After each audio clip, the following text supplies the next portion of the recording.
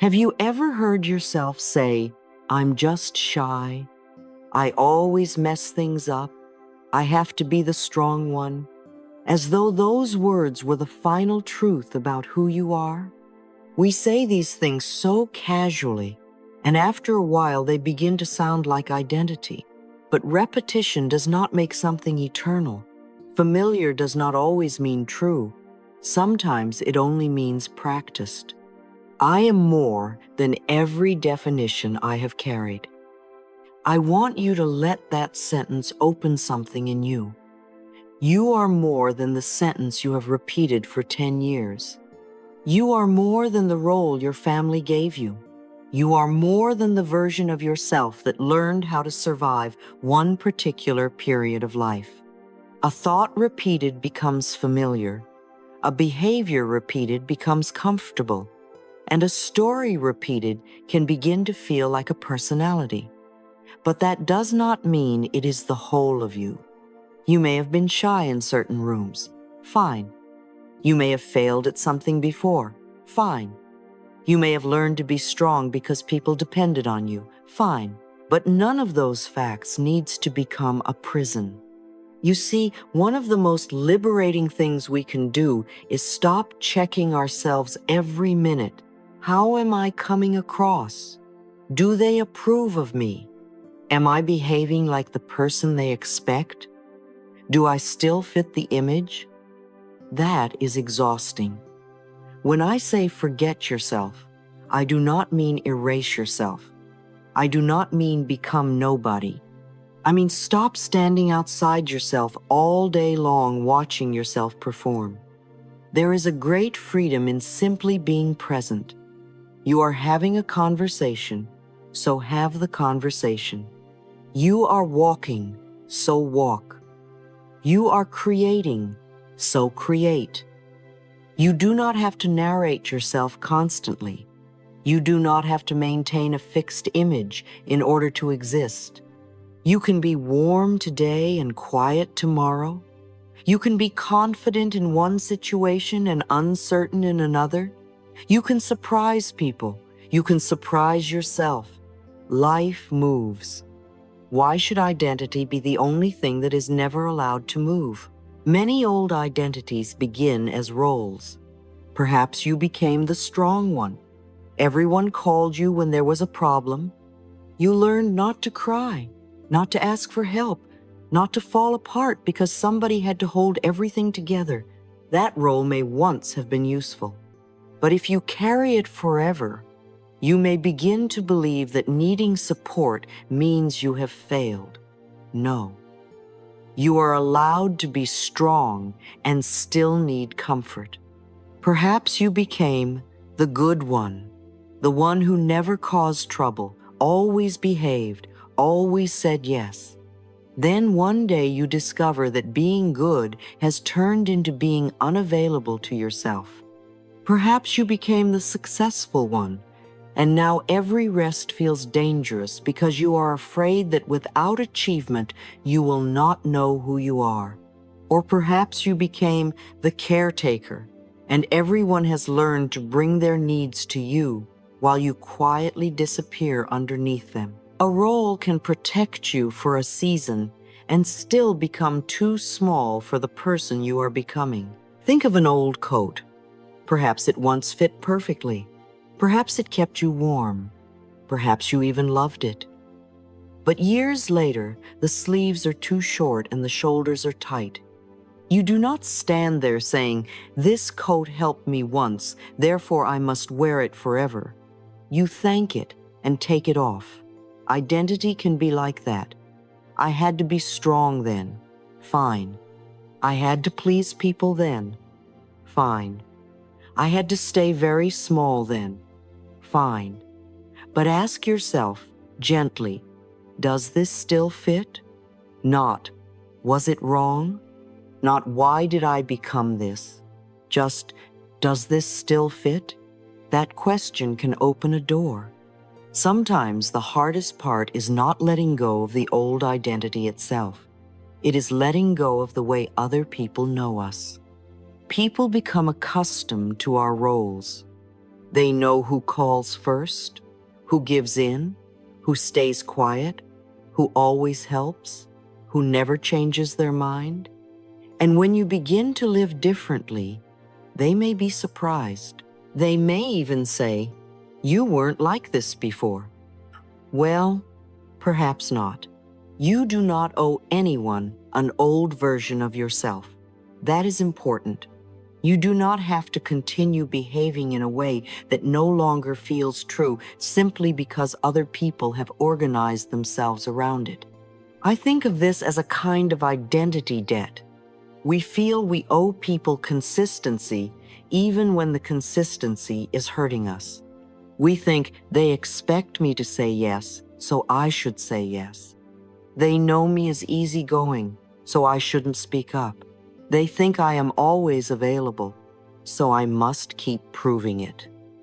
No, you can disappoint an expectation without betraying yourself. Someone may say, "You have changed." And perhaps the answer is, "Yes, I have." That does not have to be an apology. Growth often creates surprise. A person who never set boundaries may begin setting them. A person who always hid may begin speaking. A person who once chased approval may become quieter and more self-directed. Of course, other people notice. Let them notice. Change is not evidence that the old you was fake. It is evidence that life is moving. We are allowed to learn. We are allowed to become more honest. We are allowed to stop doing what no longer makes sense. And please stop using the past as a courtroom exhibit against the future. But I've always done this. So what? That tells us what happened before. It does not tell us what must happen next. I have never been good at this. Fine. You have never been good at it yet. That is different. I always choose the wrong person. Perhaps you chose from an old pattern before. That does not mean the pattern is a law. I always get nervous. Perhaps your nervous system learned one response. It can learn another. The past is evidence of what was practiced, not a prophecy of what is possible. This is why language matters so much. Instead of saying, "I am this way," try saying, "I have been this way." Feel the difference. "I am shy" becomes, "I have often been quiet in unfamiliar situations. Now there is room." "I always fail" becomes, "Some things have not worked out before. Now there is room." "I have to be strong" becomes, "I learned to be strong when I needed to. Now there is room." That was true then. I am open to something different now. This is one of the gentlest ways to loosen identity without fighting yourself. You do not need to announce a new personality tomorrow morning. That would simply be another fixed image. We are not replacing one prison with a prettier prison. We are creating space. Perhaps instead of "I am confident," when that feels too big, you say, "I am willing to discover how confidence feels." Perhaps instead of "I am completely free," you say, "I am open to behaving differently today." A little willingness is enough, a little new response, a little less loyalty to the old script. And notice how often the old identity speaks first. Someone asks you to do something, and the caretaker immediately says yes. Pause. Someone disagrees with you, and the good child immediately becomes quiet.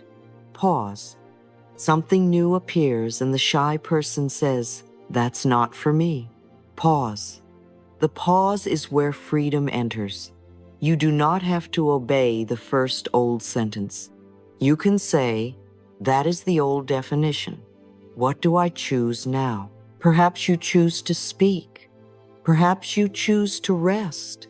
Perhaps you choose to say no. Perhaps you choose to try. Perhaps you choose to let someone help. That is how identity changes. Not through one grand declaration, but through small moments where the old script is no longer automatically in charge. So today, begin very simply. Notice one definition you have carried for a long time. Do not attack it. Do not make yourself wrong for having it. Just look at it. I have called myself this for years. Fine. Then ask, does this still describe all of me? Probably not. Human beings are much larger than one sentence. And then say, I am more than every definition I have carried. I do not owe anyone an old version of myself. That was true then. I am open to something different now. Let those thoughts become permission. Permission to be more spacious. Permission to surprise yourself. Permission to stop performing who you were. You are not required to become nobody. You are simply allowed to become less imprisoned by who you thought you had to be. And that is where freedom begins.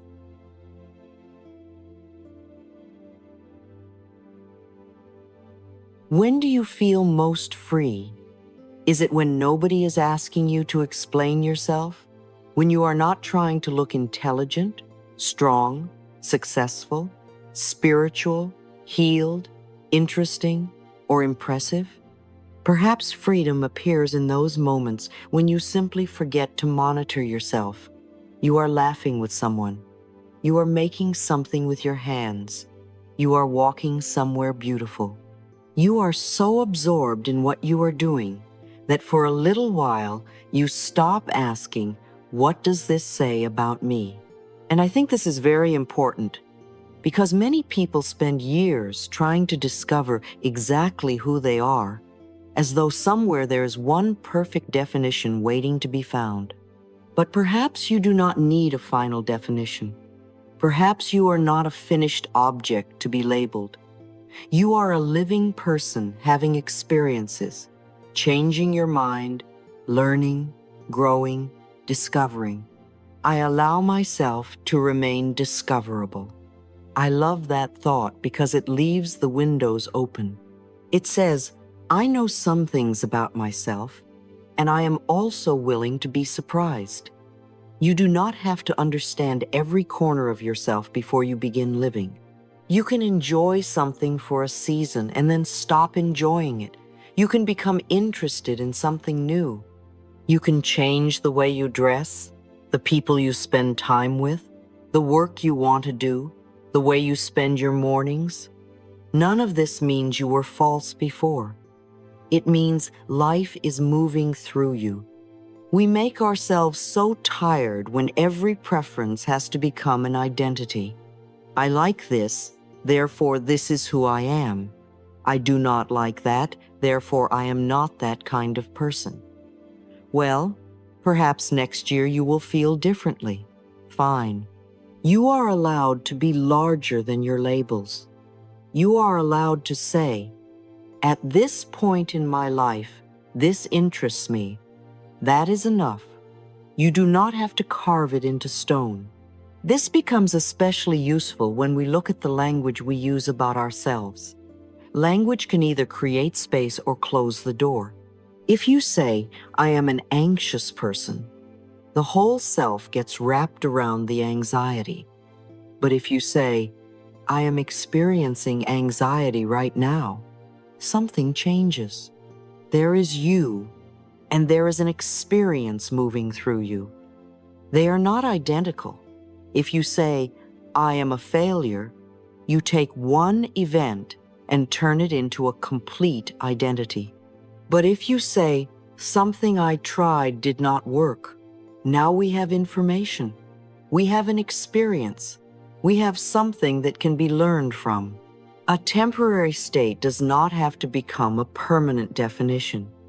This is such a simple change, but it can be very freeing. I am angry can become I am feeling anger. I am terrible at relationships can become I have had some relationship patterns that did not work well for me. I am. Undisciplined can become, I have not yet found a structure I consistently follow. Do you hear the room in those sentences? We are not denying the experience. We are refusing to turn the experience into the whole person. And remember, thoughts can be changed, words can be changed, patterns can be changed. What you experience is real, but it is not always who you are. Now, there is a curious thing that can happen when people begin doing a great deal of self-work. Healing itself can become another identity. I am healing. I am processing. I am working on myself. And there is nothing wrong with any of that. Healing is beautiful. Awareness is useful.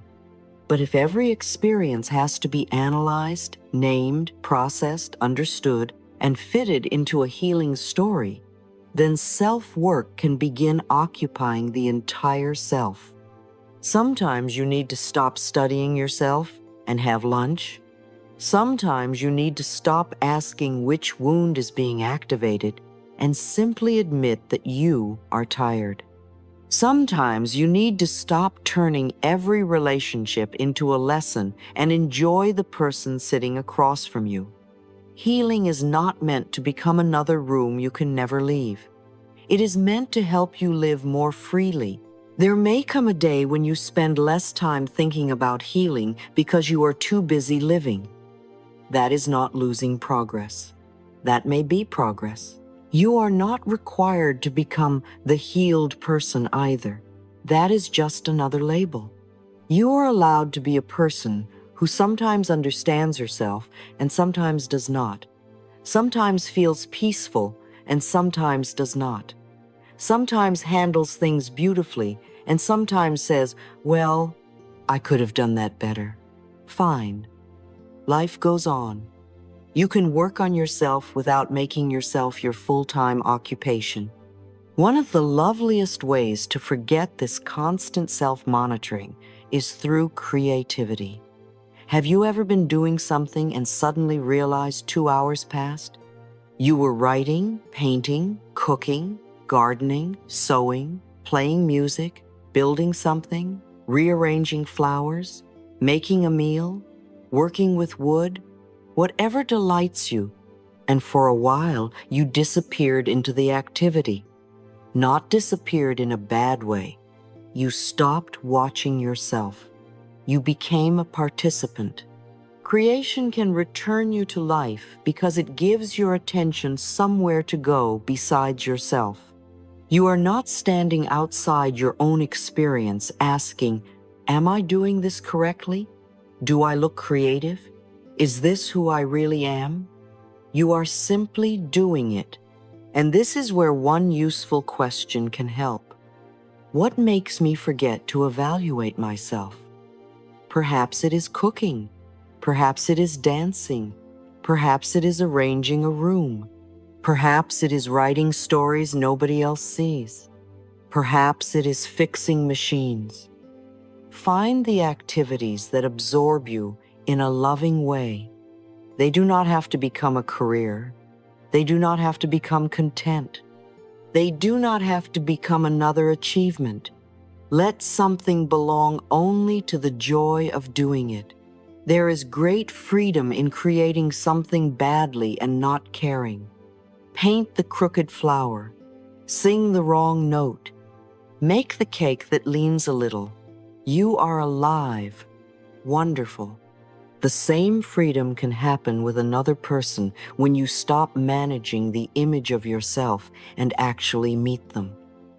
We lose so much connection because part of the mind is busy watching the conversation from outside. Am I sounding interesting? Was that funny? Do they like me? What should I say next? And while you are managing the performance, you may barely hear what the other person is saying. Try something different. Listen without preparing the next answer. Look at the person. Let yourself be curious about them. Let a pause happen without immediately filling it. Connection deepens when performance becomes less important than presence.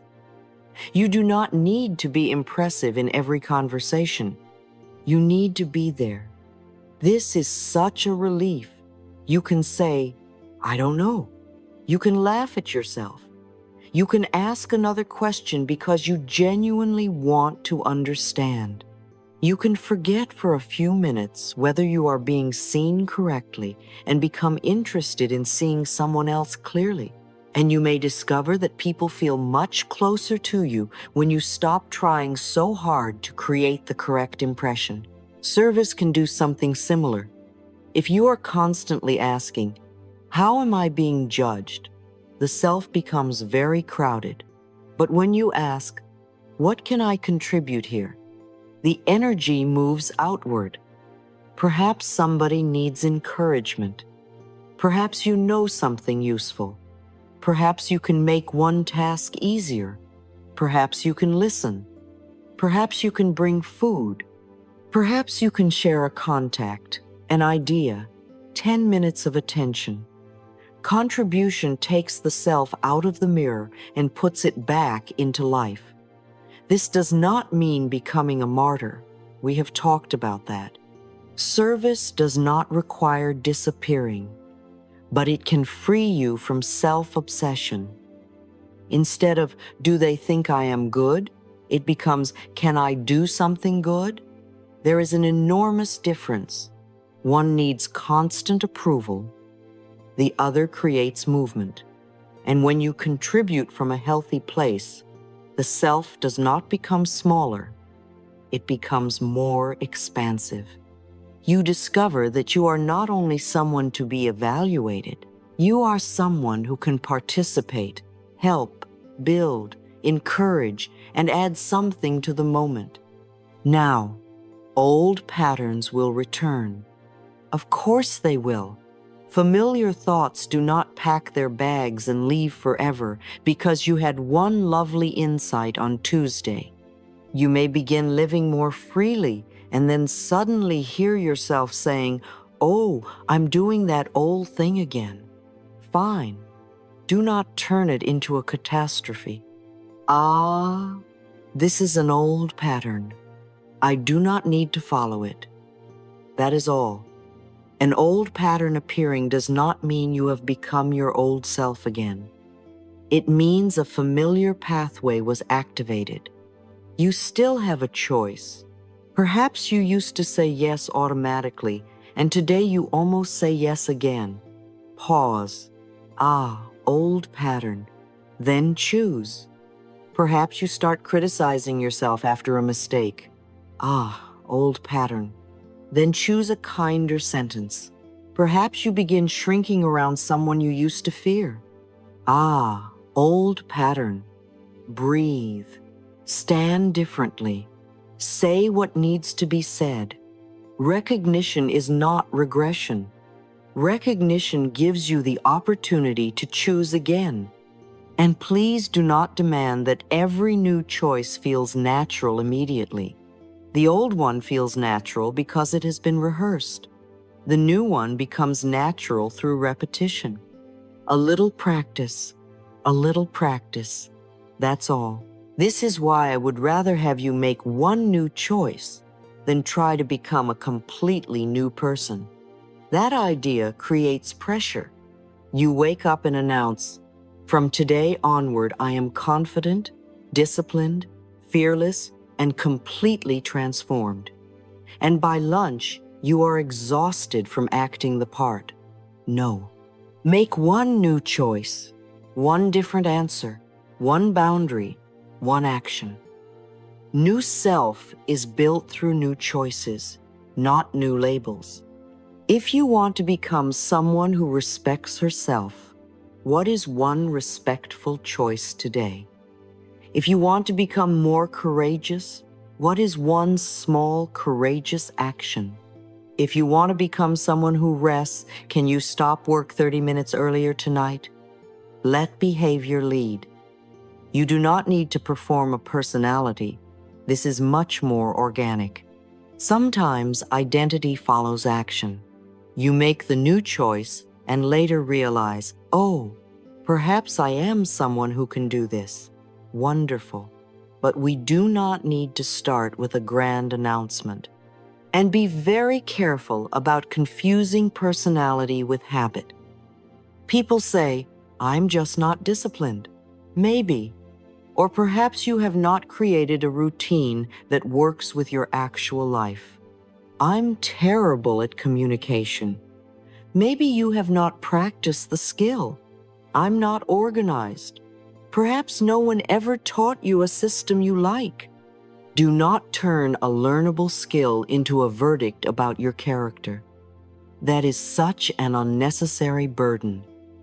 If something can be practiced, call it a practice. If something can be learned, call it a skill. If something can be changed, do not carve it into identity. Maybe you are not bad with money. Perhaps you need to learn budgeting. Maybe you are not lazy. Perhaps the task is too vague, too large, or not meaningful to you. Maybe you are not bad at relationships.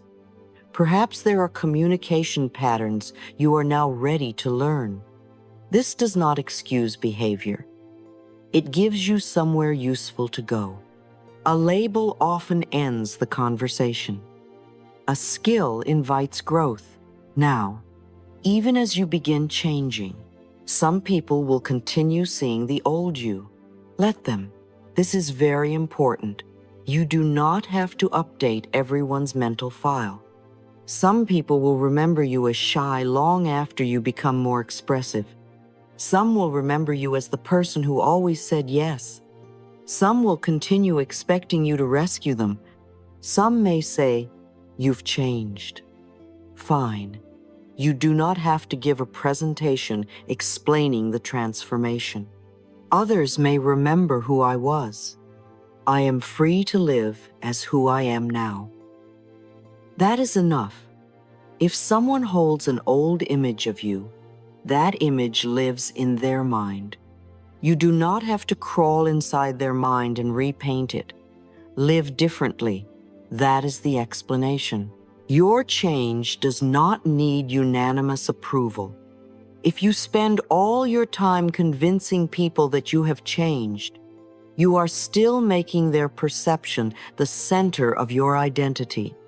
Let them catch up or not. Your job is to live truthfully. And perhaps one of the heaviest things to release is the image you have been working so hard to protect. The image of always being fine. The image of always succeeding. The image of always being positive. Oh, what a lot of work these images require.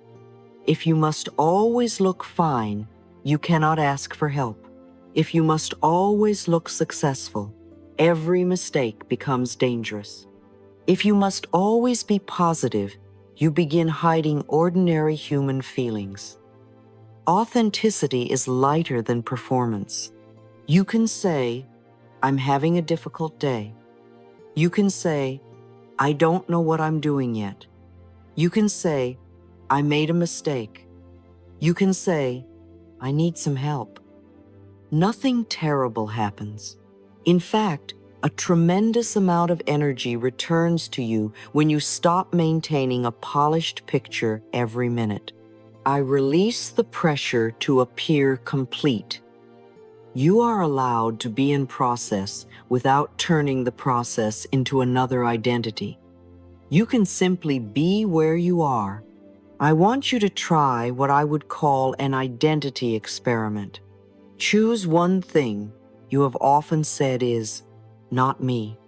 Perhaps a style of clothing, a class, a new hobby, a place you have never gone alone, a different way of arranging your day, a skill you always assumed belonged to another kind of person. Try it without making a commitment. You do not have to ask, is this the real me? That question is too heavy for an afternoon. Just ask, do I feel more alive here? Perhaps you do. Perhaps you do not. Wonderful. Now you know something. This is discovery. You can try salsa dancing once without becoming a dancer. You can take a pottery class without buying a kiln. You can wear a color you never wear. You can go somewhere new. Try. Observe. Experimentation gives you information without demanding identity. And that is very freeing because curiosity does not need a guarantee.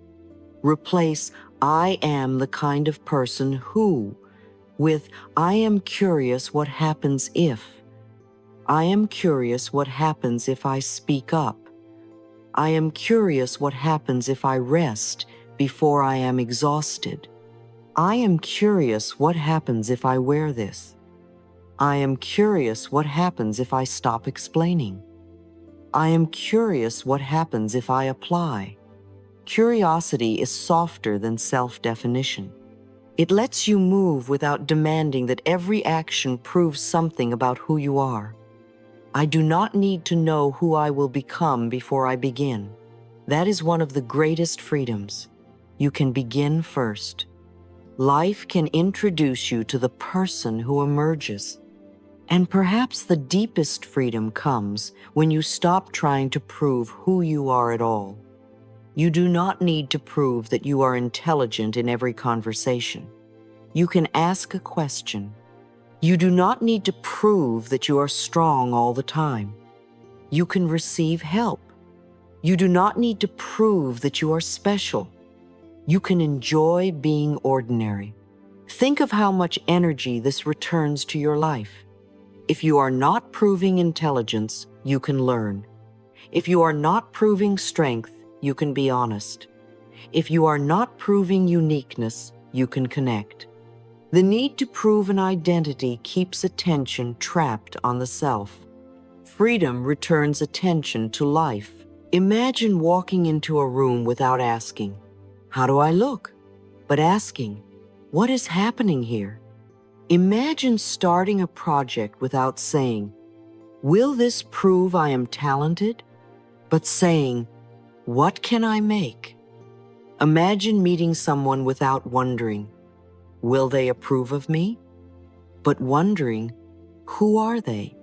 Imagine making a mistake without deciding, "This proves I am incompetent," and simply saying, "Well, that didn't work. What did I learn?" How much easier would life become? You do not have to destroy the old self to reach this freedom. Please do not make war on who you used to be. That person had reasons. That person learned roles, habits, protections, and stories that helped in some way. Thank them. Thank you for bringing me this far. And then do not give them every new decision. The old identity can sit in the back seat. It does not have to drive. Perhaps you were once the person who stayed quiet. Thank that version. Silence may have kept you safe, but today you may speak. Perhaps you were the one who took care of everyone. Thank that version. Care may have created connection, but today you may also care for yourself. Perhaps you were the one who always had the answer. Thank that version. Competence may have protected you, but today you can say, "I don't know." This is not betrayal. This is expansion. I release every identity that has become too small for me. You do not need to hate the small coat. Just take it off. I am free to surprise myself. Perhaps there are things you are capable of that your current self-story has never allowed you to try. I allow myself to change without explanation. You do not owe the world a report every time your heart evolves. I am not imprisoned by what I used to believe about myself. A belief can be old and familiar and still be ready to leave. I choose curiosity over definition. Instead of deciding who I must be, I remain interested in who I may become. And finally, I forget the need to perform myself, and I become free to simply live. That is where I want to leave you. not with another assignment to discover the perfect, authentic self, not with another list of traits you must define, but with permission to become more spacious than the story. You do not need to know exactly who you will be 5 years from now. Life will teach you. Experience will teach you. Love will teach you. Mistakes will teach you. Joy will teach you. New places, new people, new choices will reveal things you cannot discover only by sitting and analyzing yourself. So perhaps freedom does not arrive when you finally find the perfect definition of who you are. Perhaps freedom arrives when you no longer need one. You wake up and you live. You try. You notice. You change. You choose again. You laugh. You create. You connect. You contribute. And little by little, life keeps introducing you to parts of yourself you had never met before. Isn't that much more interesting than a label? I am more than every definition I have carried. I allow myself to remain discoverable. Others may remember who I was. I am free to live as who I am now. I release the pressure to appear complete. I do not need to know who I will become before I begin. I am free to surprise myself. And today, perhaps that is enough. Do not ask, who must I be? Ask, what would feel alive, honest, and loving now? Then make one choice and let life continue the introduction.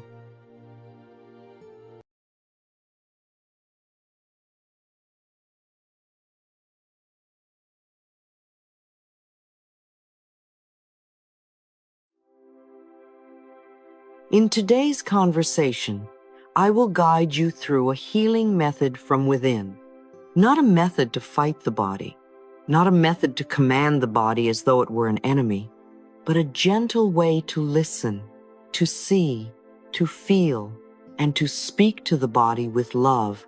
My dear, so many of us have looked at the body only from the outside for such a long time. We look at weight, shape, age, symptoms, lines, pain, tiredness, and we begin to treat the body as a problem to be solved. We ask, what is wrong with me? We ask, how do I get rid of this? We ask, why is my body doing this to me?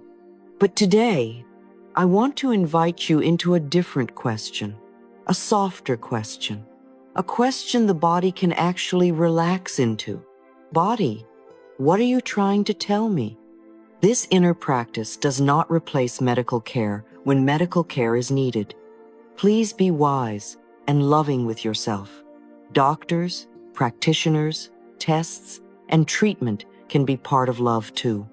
What we are doing here is adding another layer of healing, the layer of listening, intuition, tenderness, and inner cooperation. Take a slow breath now.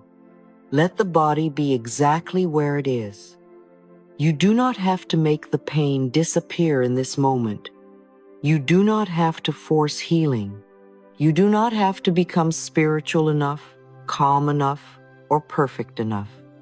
Just breathe and imagine that your body is not a machine that has betrayed you. It is a living, listening companion. It has carried every year of your life.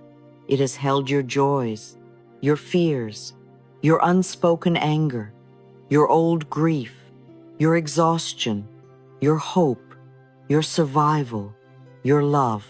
And perhaps some parts of the body have been waiting for you to stop criticizing them and begin listening. I look within my body with love, and I help myself heal from the inside out.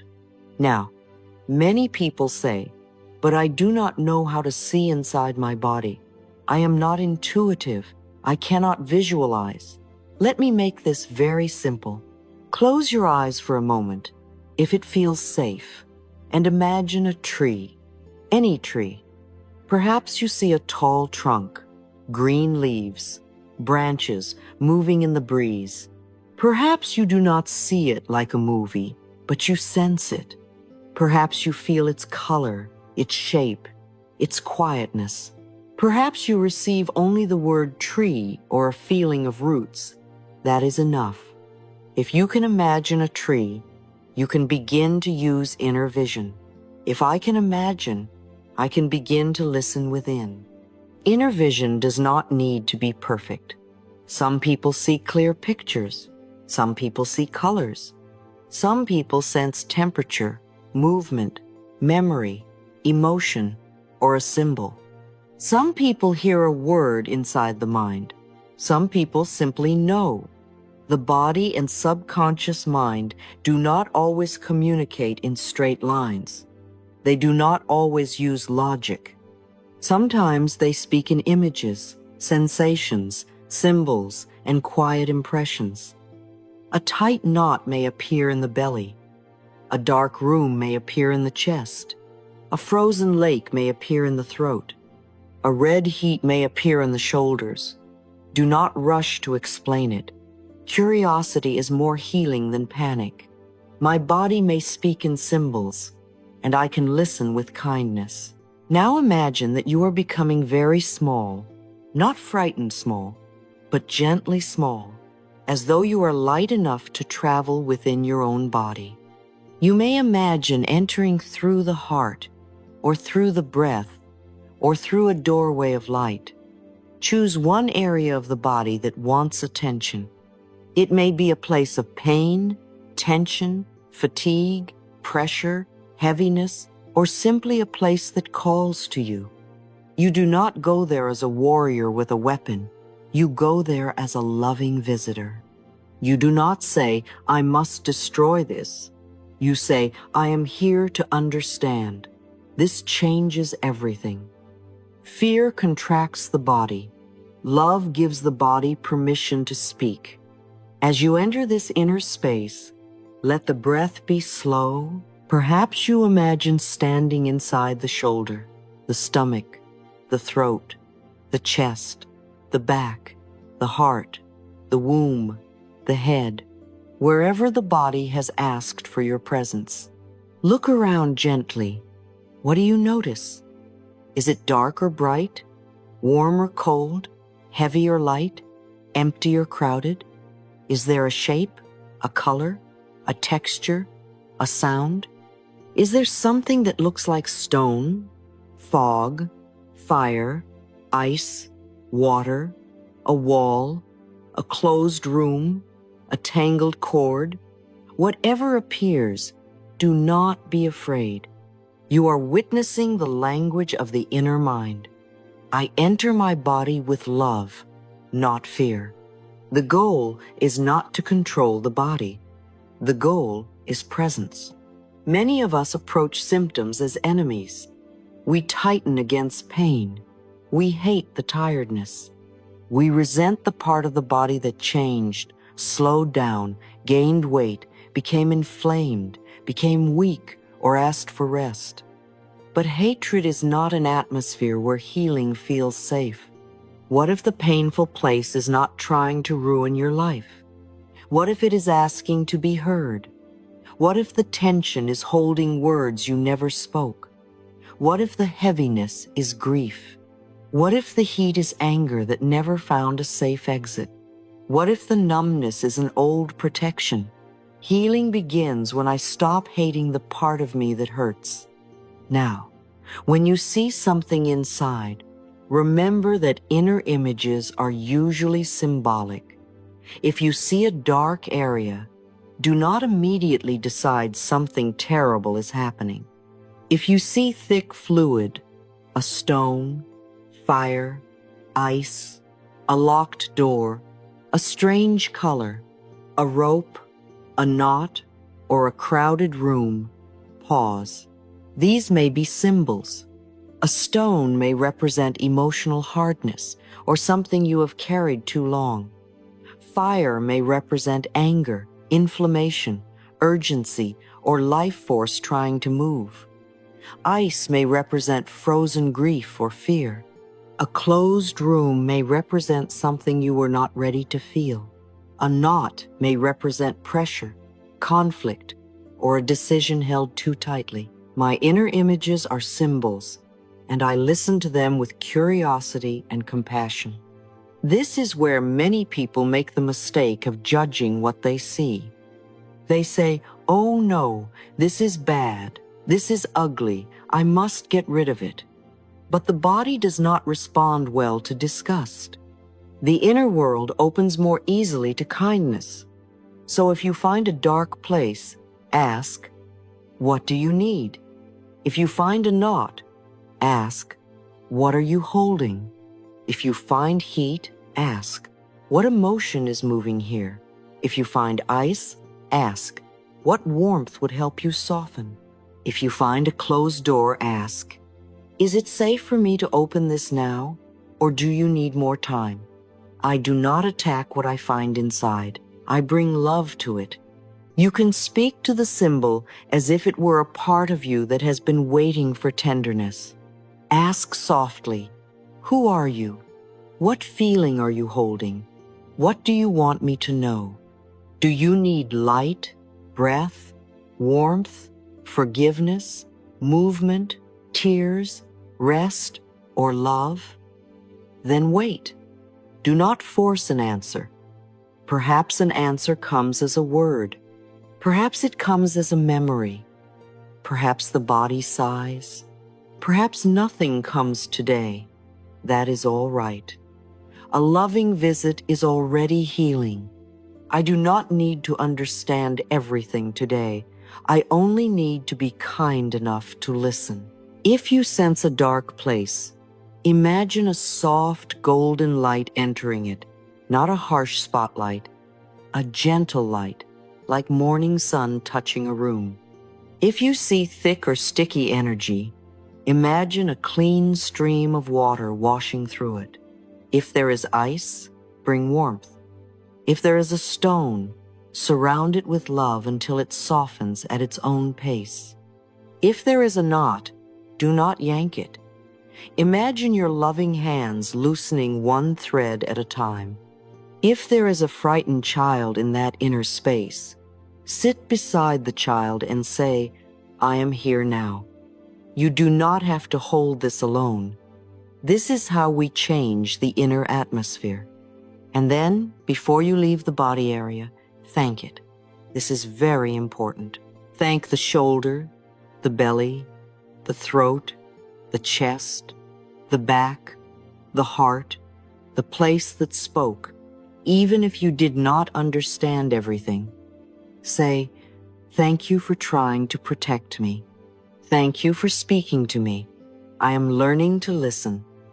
Imagine leaving a little light there, like a candle that continues to glow after you return to ordinary awareness. Then slowly feel your breath again. Feel the room. Feel your hands.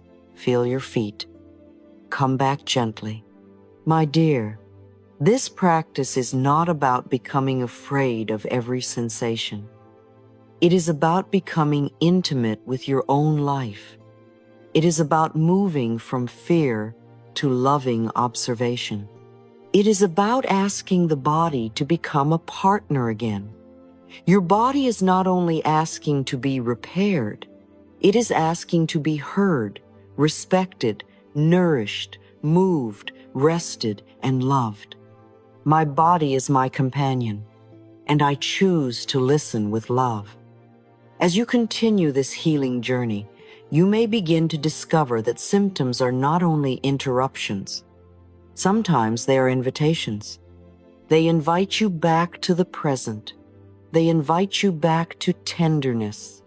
They invite you back to the inner wisdom that has been waiting inside you all along.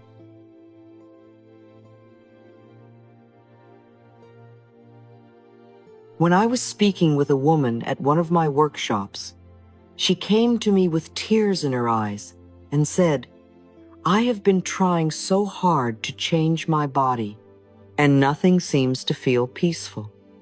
She had tried diets, plans, routines, rules, and so many ways of looking at herself as though her body were a difficult project that needed to be corrected.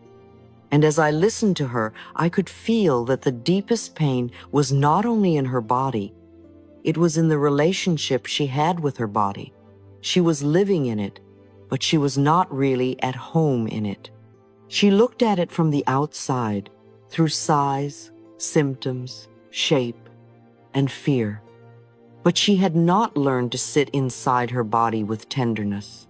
So I asked her very gently, what if, just for today, you stopped trying to fix your body and began asking whether your body feels safe with you? That question made her cry because the body knows when it has been treated like an enemy. My body is not a project to punish. My body is a home to return to. Many people are waiting for a perfect body before they allow themselves to feel good inside it. They say, when I am thinner, I will be at peace. When I am healthier, I will be kind to myself. When this pain disappears, I will relax. When I look younger, stronger, better, then I will love myself. But healing asks us to reverse the direction. We do not wait until the body becomes perfect before we bring love to it. We bring love to the body so the body can begin to feel safe enough to heal. Feeling good in the body does not always begin with a dramatic transformation. It can begin with one pleasant breath, one slow meal, one moment of resting the hand on the heart, one gentle walk, one kind sentence spoken inwardly. I do not wait for a perfect body to feel at home within myself. Ask yourself softly, can I feel safe in my body today, even if it is not perfect, not forever, not perfectly, not in every part, just today, just a little? Can I be with my body without hating it? Can I give it a small pleasure? Can I let my shoulders drop? Can I let my belly be less guarded? Can I let my feet feel the floor? Can I breathe as though I am allowed to be here? These questions matter. The body does not only need instructions, it needs experiences of safety. The body needs to know that you are no longer standing over it with a list of demands.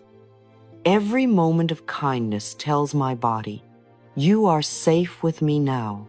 And this brings us to food, one of the most tender places in the relationship with the body. For many people, eating has become filled with fear.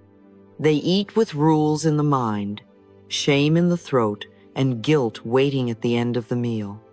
They try to control the body harshly, and then the body rebels. They deny themselves, then overeat. They promise to be perfect, then feel human, then punish themselves again. This cycle does not create peace, it creates tension. Food is meant to nourish life. It is meant to bring color, texture, scent, warmth, pleasure, energy, and connection. Of course, we can make wise choices. Of course, we can learn what supports the body. But wisdom is very different from fear.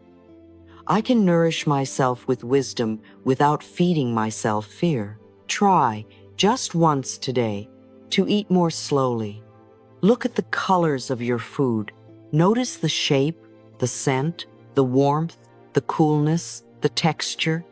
Before the first bite, perhaps you say silently, "Thank you for nourishing me." Chew with gratitude. Taste what is there. Let the body receive. When you eat in presence, the body often feels safer. It can hear fullness more easily. It can sense satisfaction more clearly.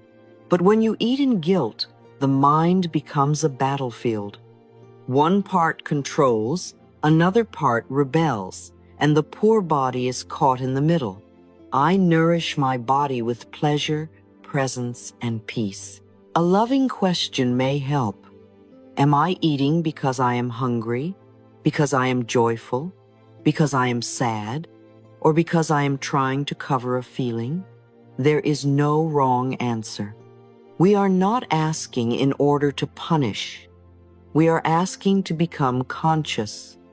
If you are hungry, feed yourself with love.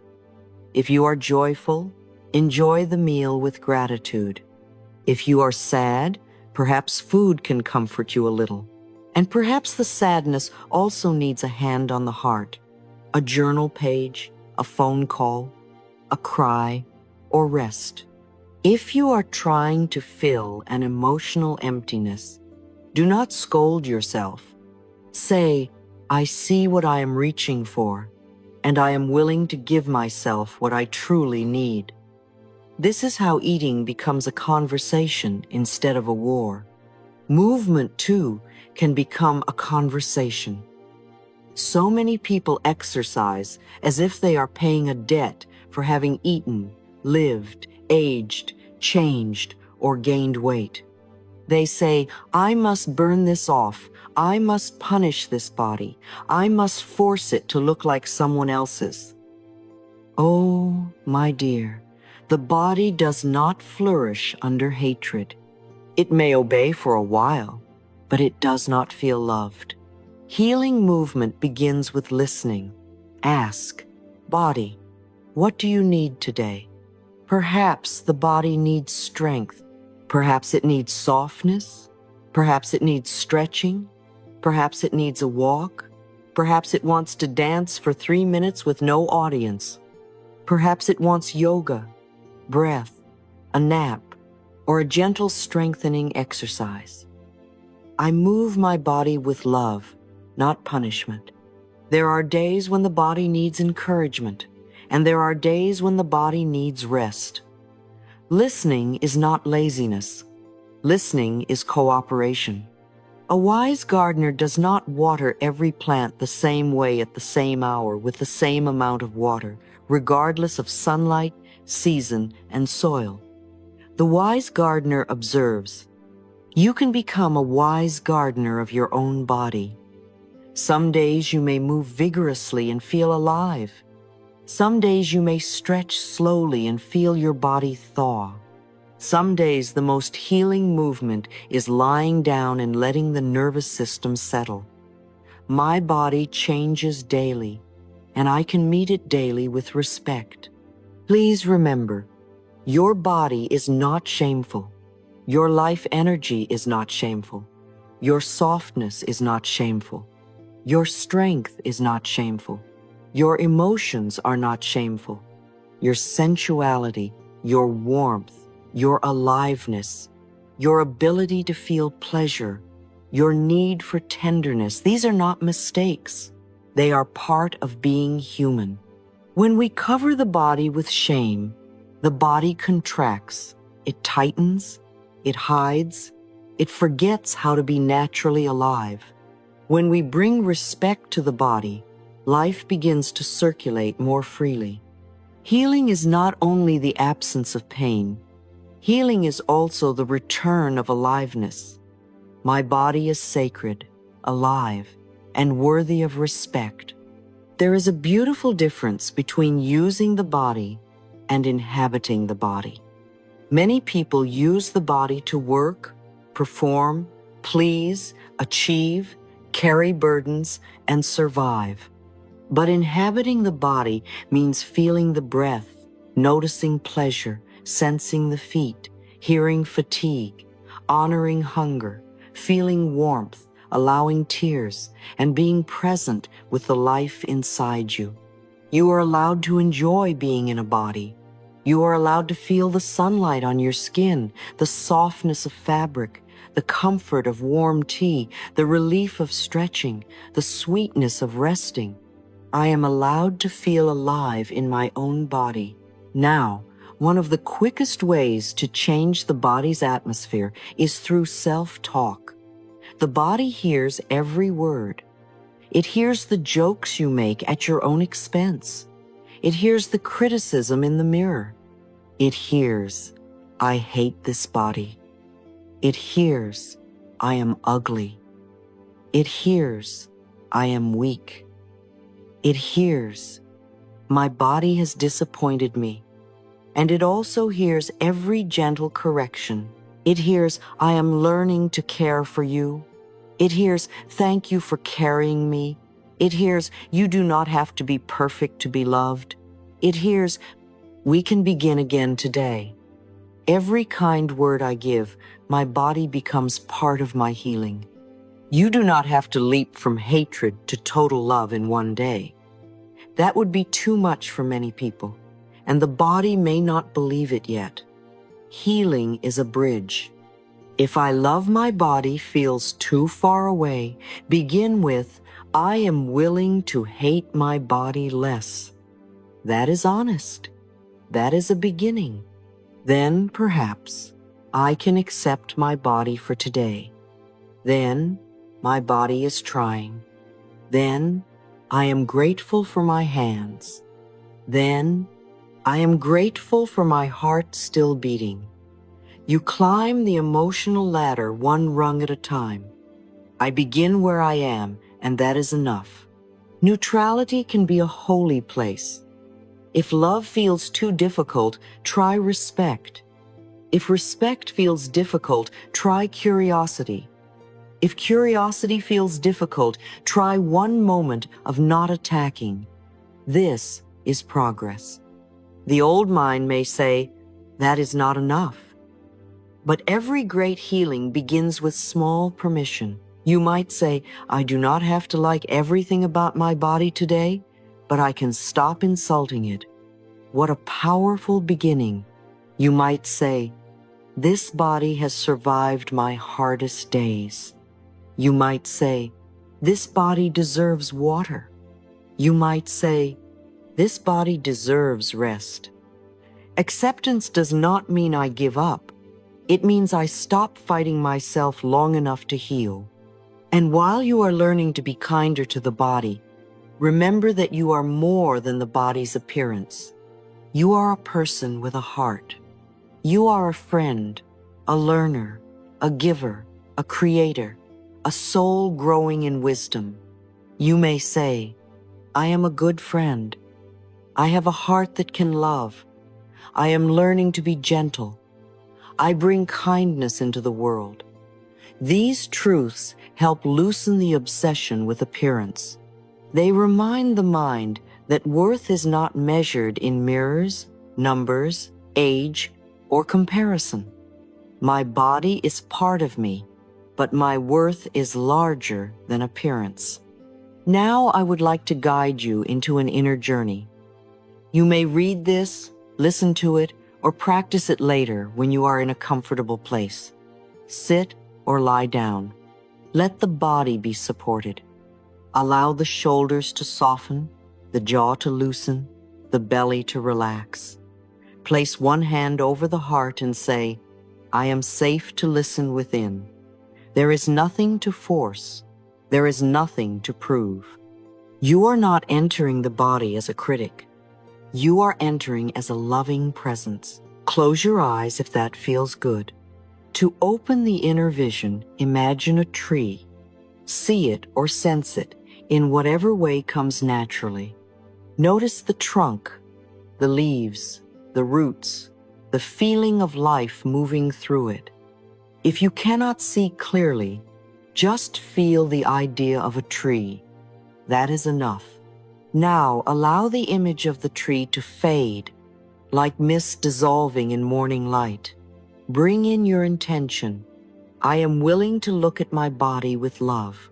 The imagination has opened the door. Now we gently turn inward. Imagine yourself becoming very small and very light, perhaps like a little point of golden light. You enter the body through the breath. With the inhale, you move inward. With the exhale, you settle. Let yourself travel to a place in the body that wants attention. It may be the chest, the belly, the throat, the back, the head, the heart, the hips, the hands, the feet, or another area. Trust what comes. You do not need to know why. You are simply visiting. I enter my body as a friend. When you arrive, observe. Is there a color? Is it warm, cool, dark, bright, heavy, light? Is there a texture, a wall, a stone, a room, a river, a knot, a child, a sound, a memory, a word? Do not judge it. Do not label it as bad. Simply notice. You might say, I see you.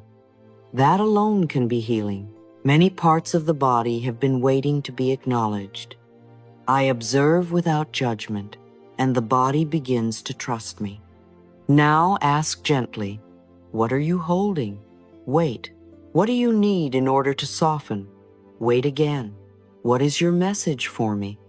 The answer may come as a thought, a sensation, a tear, a memory, an image, or silence. Silence is not failure. Sometimes the body first needs to know that you will return. If something comes, receive it with compassion. If the body says, I am tired, do not argue. If it says, I am angry, do not shame it. If it says, I need rest, listen. If it says, I need forgiveness, allow that to touch your heart. Now breathe in and imagine a gentle light entering that area. Perhaps it is golden, white, rose, blue, or simply warm. On the inhale, the light enters. On the exhale, the area softens. If you saw a heavy symbol, let the light wash it, warm it, loosen it, or dissolve what is ready to dissolve. If you saw thick energy, imagine clean water moving through. If you saw ice, bring warmth. If you saw a knot, loosen it thread by thread. If you saw darkness, bring a candle, not a harsh spotlight. I bring light without force. Stay there a little longer. Let the body receive kindness. You may say, it is safe to soften now. I am listening now. You do not have to hold this alone. I help myself heal with love. Notice whether anything shifts. Perhaps the color changes. Perhaps the texture softens. Perhaps your breath deepens. Perhaps you feel emotion. Perhaps nothing obvious happens. Do not measure. This is not performance. This is relationship. Each loving visit builds trust. Before you leave, thank the body. Say, thank you, body, for speaking to me. Say, I am listening now. Say, I help myself heal with love. Imagine leaving a small glow of light in that area, a gentle reminder that you will not forget it. Then slowly return to the breath. Feel the room around you. Feel the hands, the feet, the surface beneath you. Come back gently, bringing with you whatever wisdom was offered. Your body is not an object to be judged. It is a sacred home to be listened to. It is not only bones and skin and symptoms. It is memory, sensation, intuition, intelligence, breath, and life. Look within with love. Honor the symbols your body shows you. Eat with more peace. Move with more friendship. Speak with more kindness. Begin where you are, and let every breath become a doorway into healing. I look within my body with love, and I am coming home to myself. My dear, as we come to the end of this time together, I want you to take one more gentle breath and bless your body for listening. Bless your heart for being willing. Bless the parts of you that are healing quietly, even if you cannot see the results yet. Your body is not your enemy. Your body is a sacred home, a wise companion, a living field of intelligence that has carried you through every season of your life. And today, perhaps in a small but beautiful way, you have begun to listen more deeply. May you stop looking at yourself only from the outside. May you begin to feel the miracle of living from within. May every breath remind you that there is wisdom in your cells, tenderness in your heart, and a healing light that still knows the way. When pain speaks, may you listen with love. When the body feels tired, may you answer with care. When old fear rises, may you place a hand on your heart and say, I am safe to listen within. I bless your body with peace. I bless your mind with kindness. I bless your heart with patience. I bless every place inside you that has been waiting to be seen, soothed, forgiven, and loved. May you eat with gratitude, move with gentleness, rest without guilt, and speak to yourself as someone precious. Remember, my dear, healing is not a race. Healing is a relationship. Each kind thought, each soft breath, each loving choice becomes part of your return to wholeness. You are learning to come home to yourself. And so I leave you with this affirmation. I look within my body with love, and I help myself heal from the inside out. All is well. I am safe. I am loved.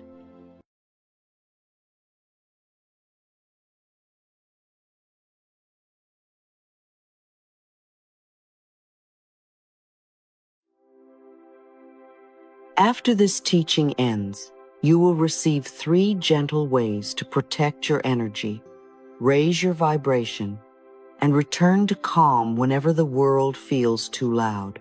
So for now, my dear, do not try to fix anything. Just come back to this moment with me. Take a slow breath and let your shoulders soften. Let the muscles around your eyes relax. Let your jaw unclench. You do not have to become cold in order to protect your energy. You do not have to close your heart. You do not have to become suspicious of everyone, or hide from life, or build walls so high that even love cannot enter. Protecting your energy is not about shutting down. It is about coming home. It is about remembering, my energy belongs to me, and I can choose where it goes. So many beautiful, sensitive souls think they must absorb everything in order to prove that they care. They absorb the sadness of a friend, the worry of a family member, the tension of a room, the drama of strangers online, the fear in the news, and the disappointment of people who have not learned how to care for themselves. Then they wonder why they feel heavy. Darling, perhaps you are not weak. Perhaps you are simply carrying too much that was never yours to carry. Let us begin very gently. Place one hand over your heart if that feels comfortable, and imagine that beneath your hand there is a soft, steady light, not a harsh light, not a light that has to perform, a quiet light, a loving light, a light that has always been there, even when your mind was afraid. This light is your inner life. Some may call it your auric field, your energy field, your subtle body, your atmosphere, your vibration. The name is not the most important thing. What matters is that you begin to notice that you are more than your thoughts, more than your emotions, more than the opinions around you. You have an inner space. You have a presence. You have a field of energy that responds to what you think, what you believe, what you feel, what you allow, and what you repeat. When you are peaceful, this field feels wider. When you are loving, it becomes softer and brighter. When you are frightened, tense, or overloaded, it may feel contracted, cloudy, or disturbed. And this is not bad. It is only information. My energy is always speaking to me, and I am learning to listen with love. I like to imagine the heart as a diamond of light. See it now, if you can. A beautiful diamond resting in the center of your chest, clear, radiant, alive. This diamond does not need to be created. It is already there. You do not need to search the world for your light. You do not need to beg another person to give you your radiance. You do not need to earn your connection to life. The source of life shines through you, through your heart, through your soul, through the quiet intelligence that breathes your body and beats your heart without your effort. Your heart is connected to the trees, to the sky, to the earth beneath your feet, to the people you love, to every living thing, through a great invisible web of life. When you are centered in love, that diamond shines clearly. When you become covered in fear, judgment, drama, resentment, or the emotional noise of others, the diamond is not gone. It is simply covered. My heart is a diamond of light, and I allow its energy to shine clearly.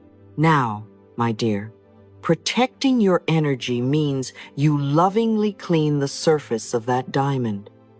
You do not hate the dust. You do not shame yourself for becoming clouded. You simply notice and return. Perhaps today your energy became clouded because someone spoke sharply to you.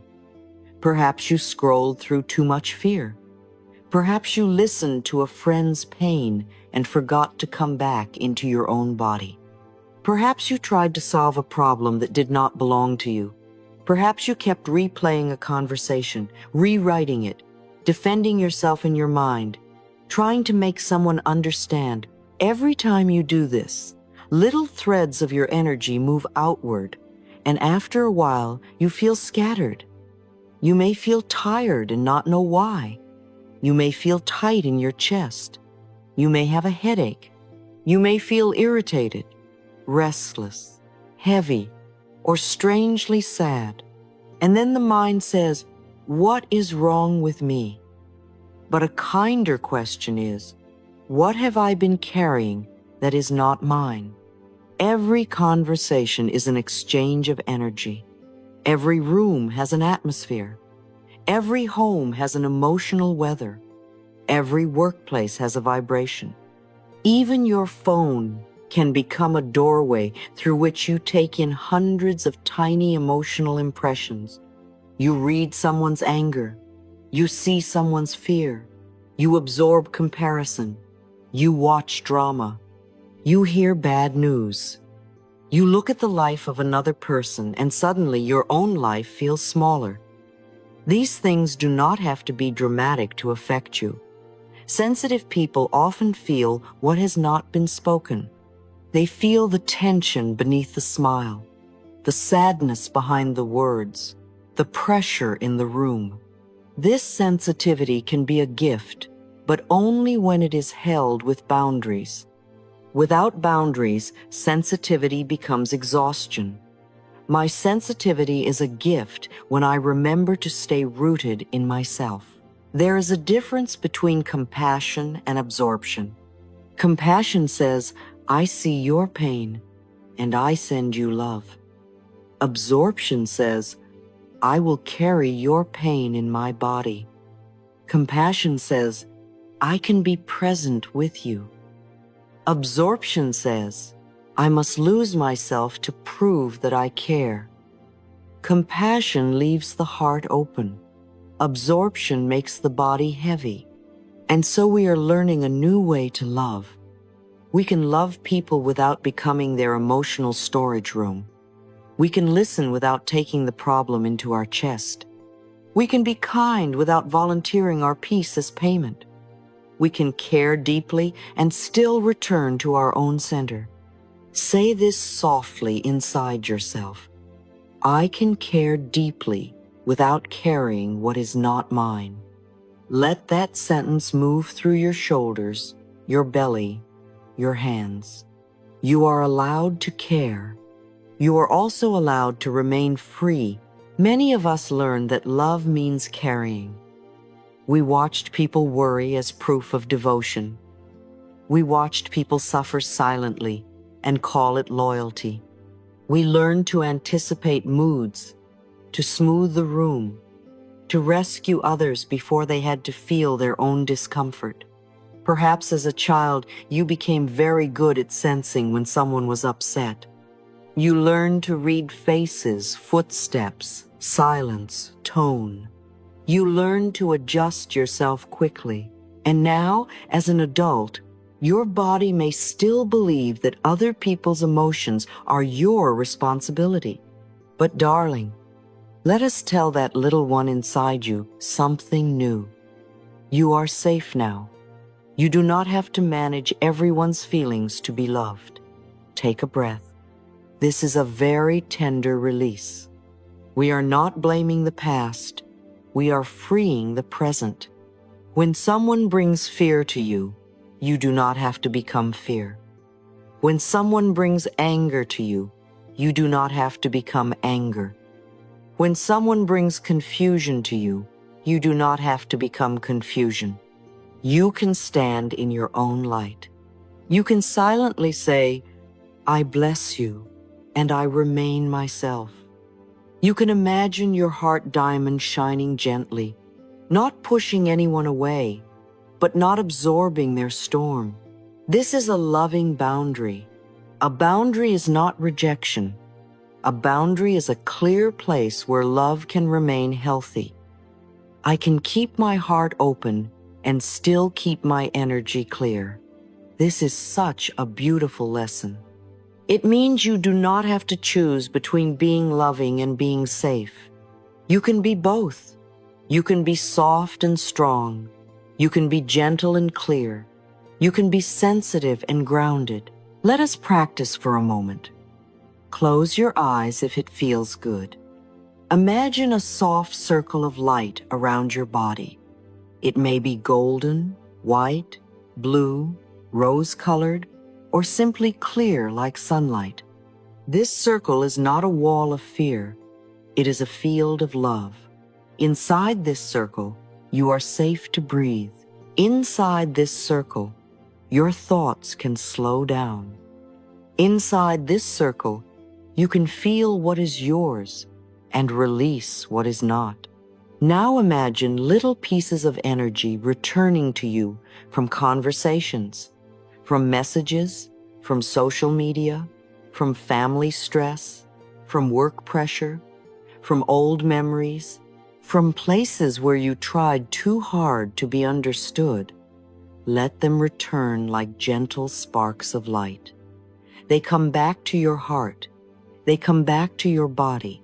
They come back to the present moment. I call my energy back from every place it has wandered. Now breathe in and silently say, I return. Breathe out and silently say, I release. Breathe in, I return. Breathe out, I release. There is nothing complicated here. The body understands simple, loving repetition. The subconscious mind loves gentle consistency. Each time you return to yourself, your vibration rises naturally. You do not have to force yourself to be happy. You simply stop feeding what drains you. You stop rehearsing fear. You stop carrying the emotional assignments of everyone around you. You stop letting the outside world decide the atmosphere of your inner world, and little by little, calm returns. Calm is my natural state when I stop giving my power away. As you move through your day, begin noticing the signs. After speaking with someone, ask, do I feel expanded or drained? After scrolling online, ask, do I feel peaceful or disturbed? After helping someone, ask, did I help from love or did I abandon myself? After hearing bad news, ask, what can I bless and what must I release? These questions are not meant to make you afraid of life. They are meant to make you conscious. Consciousness is power. When you know what affects your energy, you can choose more lovingly. You can pause. You can breathe. You can step away. You can bless and release.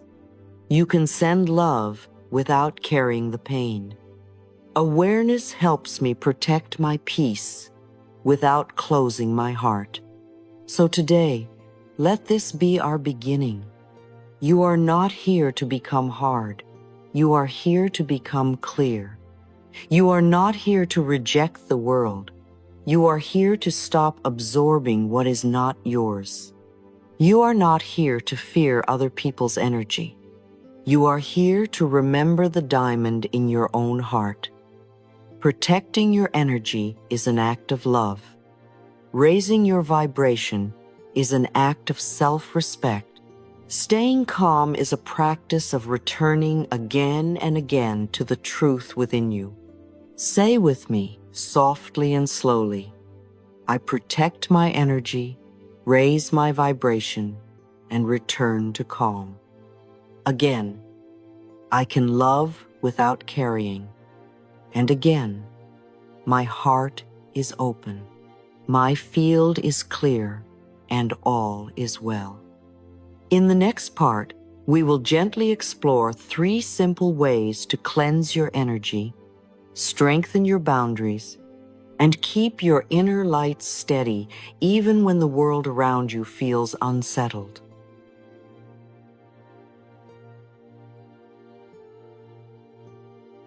This is the most important part, my dear, because now we are no longer only talking about energy.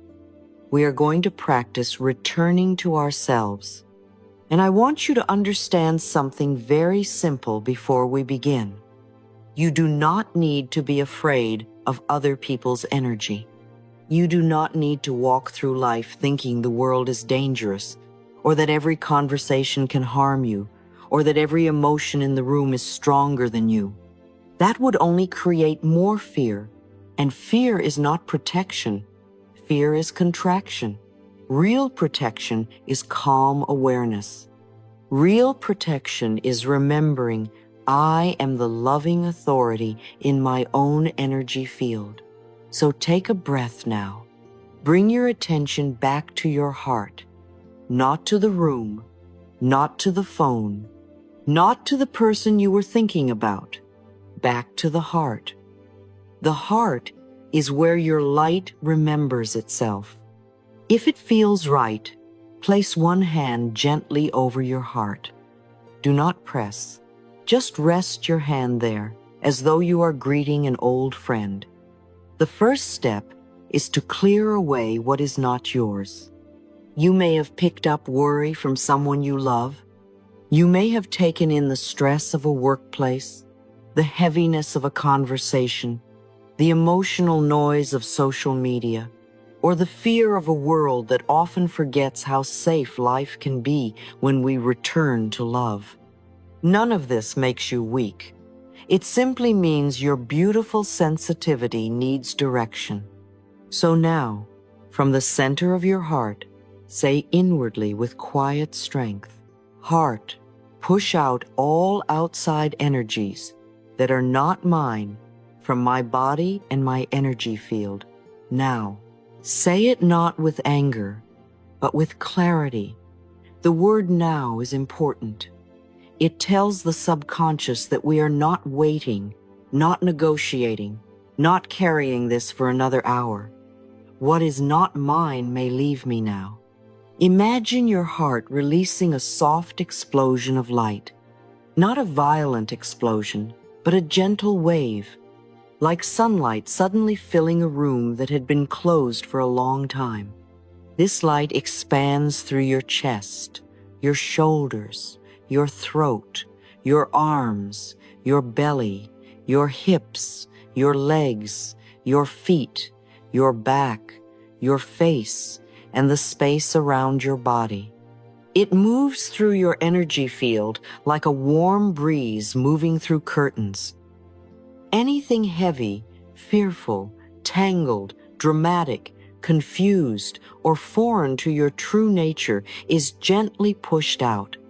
It does not need to be analyzed. It does not need to be named. It simply leaves. Your body begins to understand. This is not mine. I do not have to keep it. And perhaps you feel a small breath of relief. Perhaps you feel nothing at first. That is fine too. The practice is working in quiet ways.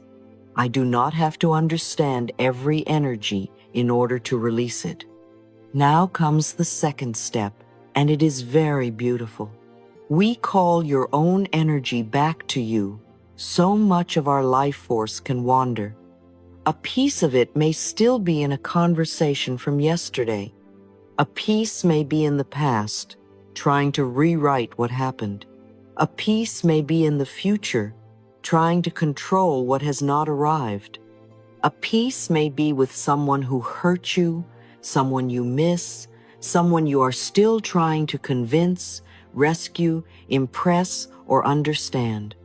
A piece may be in plans, worries, memories, unfinished dreams, old homes, old relationships, old versions of you. So now, with great kindness and great authority, say, I call all of my energy back to me now. Again, softly. I call all of my energy back to me now. This is not selfish. This is sacred. Your energy belongs in your life. Imagine your energy returning like tiny streams of golden light. It comes back from the past. It comes back from the future. It comes back from old arguments, from old disappointments, from rooms you no longer live in, from people you no longer need to chase, from fear, from comparison, from every place where you gave more of yourself than love required. See this light entering through the top of your head. It fills the mind with quiet. It moves into the face, softening the eyes. It moves down the neck and shoulders, releasing the need to carry everyone. It fills the heart until the heart feels warm and present. It moves into the belly, where safety begins to return. It moves down the legs, into the knees, the ankles, the feet, the toes. You are becoming full of yourself again, not full of ego, full of presence, full of life, full of your own light. I return to myself and I become whole in this moment. The third step is grounding. This is the step many sensitive people forget. They clear energy. They call their energy back. But then they stay floating, thinking, sensing, reaching outward. The nervous system needs the earth. The body needs the present moment. So now imagine that all this beautiful light moves gently down your spine. It travels through the base of your body, down through your legs, through the soles of your feet, and into the earth. You may imagine roots growing from your feet into the ground, deep roots, calm roots, roots that do not hurry, roots that know the earth can hold you. The body begins to stop leaning forward into the next problem. The mind begins to return from tomorrow. Your breath becomes a little slower. Say quietly, I am here. I am grounded. My energy belongs to me now. This simple practice can be done anywhere. Before you answer a difficult message, after a heavy conversation, before you go into a crowded place, after you leave work, before sleep, even sitting in your car for 1 minute. You do not need candles, music, or perfect silence, though those can be lovely. You need intention. Intention is the way you speak to your own consciousness. When your intention is clear, your subconscious mind begins to cooperate. It understands we are releasing what is not ours. We are returning to the body. We are choosing calm. With strong intention, I clear what is not mine and return fully to myself. And the more you practice, the more quickly your system remembers the way home. Now I want to speak about boundaries, because boundaries are one of the most misunderstood forms of love. Many people think a boundary is a wall. It is not. A boundary is a clean line of truth. It says, I love you and I am still myself. It says, I can listen, but I cannot become the container for all your pain. It says, I care about you, but I cannot live your lesson for you. It says, I am available from love, not from guilt. So many sensitive people confuse love with carrying. They believe that if someone is afraid, they must become afraid too. If someone is sad, they must drown with them. If someone is angry, they must absorb the heat, but this does not heal anyone. It only creates two exhausted people instead of one. I do not heal others by abandoning my own peace. There are little signs that your energetic boundaries need love. You listen to someone complain for a very long time, and your body knows it is enough, but you do not stop. You feel responsible for making everyone comfortable. You are afraid to say no because someone may be disappointed. You think about another person's problem all day while your own life waits patiently for your attention. You answer messages when your body is asking for rest. You give advice to people who do not want to change, and then you feel drained when they repeat the same patterns. Oh, my dear, this is not compassion anymore. This is self-abandonment wearing a kind face. I can be kind without making my energy available to everything. Before you help someone, pause and ask, am I helping from love or am I helping from guilt? The body usually knows the answer. Love feels warm, clear, and free. Guilt feels tight, pressured, and resentful. Love does not demand that you disappear. Guilt often does. If you are helping because you are afraid of being disliked, afraid of being called selfish, afraid of someone's reaction, then breathe before you answer. You are allowed to take time. You are allowed to say, I need to think about that. You are allowed to say, I care about you, but I cannot take this on. You are allowed to say, I love you, but I cannot carry this for you. Boundaries do not close my heart. They keep my heart clear. After a heavy conversation, come back to your heart. Put your hand there and say, I release what is not mine. You do not need to judge the other person. You do not need to decide whether they were too much. Just return. You can bless them and release them. You can say inwardly, I honor your path. I give your energy back to you with love. I call my energy back to me with love. This is very important because when you carry someone else's lesson, you may also interfere with their growth. Each person has their own soul path, their own timing, their own awakening. You can support, you can encourage, you can pray, bless, listen, and love, but you cannot breathe for them. You cannot learn for them. You cannot heal by becoming wounded on their behalf. Love supports. Fear overcarries. And now, when the mind has been busy and the heart has absorbed too much, nature can help you remember your true rhythm. Nature is a clean, wide, stable field of energy. It does not argue with you. It does not demand an explanation. It does not ask you to perform. The sky does not say, "Why are you still healing?" The tree does not say, "You should be further along." The earth does not say, "You are too sensitive." Nature simply receives you back into the great rhythm of life. Sometimes you do not need to analyze every emotion. Sometimes you need to take your body outside. I do not always need more thinking. Sometimes I need more sky. Look at the sky in silence for a few moments. Let its vastness remind you that your current problem is not the whole universe. Place your feet on the earth if you can. Feel that the ground is not rushing. Touch a leaf, a tree, a flower, a bowl of water, even the air at your window. Listen to the wind, the birds, the rain, the ordinary sounds of life continuing. Walk slowly and feel your feet. Feel the body moving through space. Breathe as though you are receiving light from the earth and sky at the same time. Inhale gently.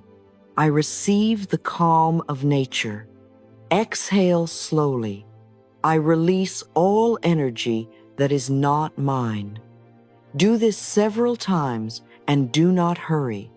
The body loves simple truth repeated with tenderness. Imagine now that the light in your heart begins to harmonize with the light of nature. The diamond in your chest shines a little more clearly. The sunlight, the earth, the trees, the air, the water, and your own inner light begin to feel like one conversation. You are not separate from life. You are held in it.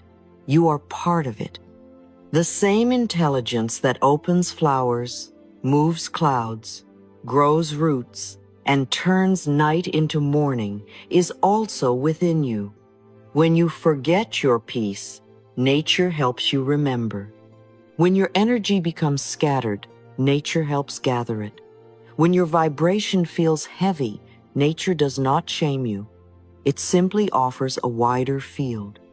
Nature restores my energy, raises my vibration, and brings me home to peace. So when life becomes too loud, return to these 3 gentle ways. First, clear what is not yours with strong intention. From the heart, push out all outside energies from your body and field now. Second, call your energy back from the past, the future, old conversations, old fears, old places where you left yourself. Third, ground yourself. Bring the light down through the spine, into the legs, into the earth, and let the nervous system remember the present moment.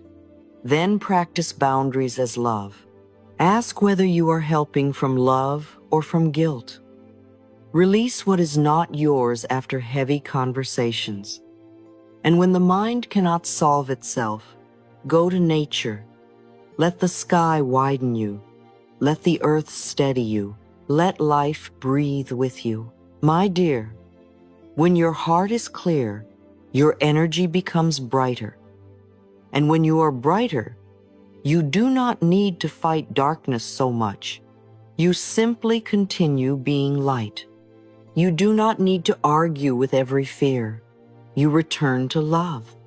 You do not need to absorb every emotion. You return to yourself. You do not need to harden your heart to be safe. You keep your heart open and your field clear. Say softly now, "My heart is open. My energy is clear, and I am safe in my own light."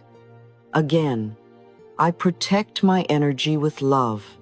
And again, I return to calm, because calm is my natural home. I bless you with a peaceful heart today. I bless your body with softness. I bless your mind with quiet. I bless your energy field with clarity and light. I bless every place where you have been carrying too much, and I remind you that you may put it down now. You are safe to love. You are safe to rest. You are safe to say no. You are safe to come back to yourself. May your heart shine like a diamond. May your vibration rise without force. May your sensitivity become a gift, not a burden. May nature hold you. May life guide you. And may you remember, again and again, all is well. You are safe and you are deeply loved.